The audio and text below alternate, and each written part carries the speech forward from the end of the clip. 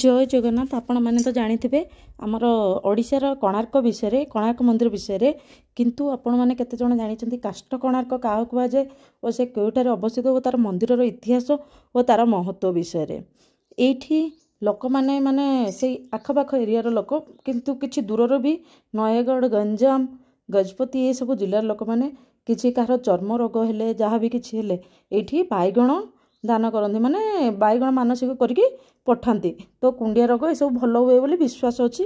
एठी मध्य सूर्य नारायण को विरंची नारायण को पूजा कराए। चलतु ए मंदिर इतिहास और तार अवस्थिति विषय जानिबा।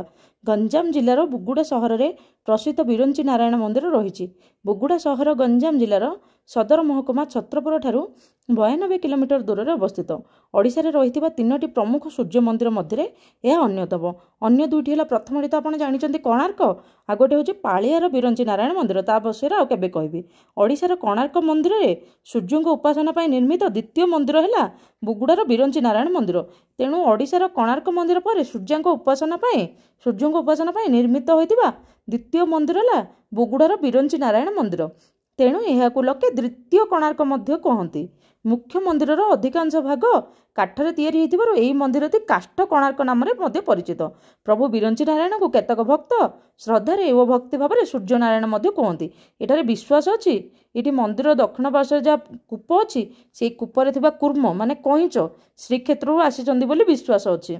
मंदिर गठन केमिति हेइतिला 1970 मसीह राजा श्रीकर भंजदेव द्वारा यही मंदिर नवीनीकरण करा जायतिला नूतन भाव में कराइतिला माने पुनरुद्धार कराइतिला। मंदिर मुख्य देवता हेले विरंची नारायण बा सूर्यदेव। यही मंदिर स्थित सूर्य प्रतिमा कला मुगुनी पत्थर बा ग्रानाइट रे तैयारी। घुमुसुर गड़जात राज्यर केन्दुपतर निकटस्थ मालती पहाड़ में ख्रीष्टाब्द 850 रु 885 मध्य मालतीगढ़ दुर्ग निर्मित होइतिला। किंतु समयक्रमे दुर्गटी नष्ट हो जाइतिला। सेही भग्नावशेष मध्य पति होई रहितिबा विरंची नारायण प्रतिमा परवर्ती समय रे उद्धार करा जाई मंदिर स्थापन करा जाइतिला। एही मंदिरर पुरातन केते आपण तो जानि पारले 7 गोटी अश्वों द्वारा टणा जाइतिबा रथ सदृश निमित्त एही मंदिरर सूर्यंक सारथी अरुण मध्य विद्यमान। रथर बाम पार्श्व चक दृश्यमान होउची। एथिरे 46 स्तंभर सहायतार मंदिर छात निर्मित होइछि। आकार दृष्टि 14टी बड़ स्तंभ थिबा बेले और 32 छोट स्तंभ अच्छी। मंदिर छातरे काठरे तैयारी खूब सुंदर कारुकार्य अच्छी। कोणार्कर सूर्य मंदिर पूर्वमुखी होता बेले बुगुड़ार विरंची नारायण मंदिर पश्चिम दिग मुहांची। तेणु उदित सूर्य प्रथम किरण कोणार्क मंदिर प्रतिमा उपरे पड़ुथिबा बेले अस्तमती सूर्यंकर किरण विरंची नारायण प्रतिमार चरण स्पर्श करथाए। ये काष्ठ कोणार्क कहीं कहुए राजा मनोवांछा अनुसार मंदिर मुख्य प्रतिमा काठरे तैयारी होइतिला। किंबदंती अनुसार से काठर मूर्ति को ही वर्तमान स्थापित प्रस्तर मूर्तिर उद्भव होइछि। केतोटी स्तंभ और चट्टाण छाड़देले मंदिर अन्य अंश काठरे निर्मित।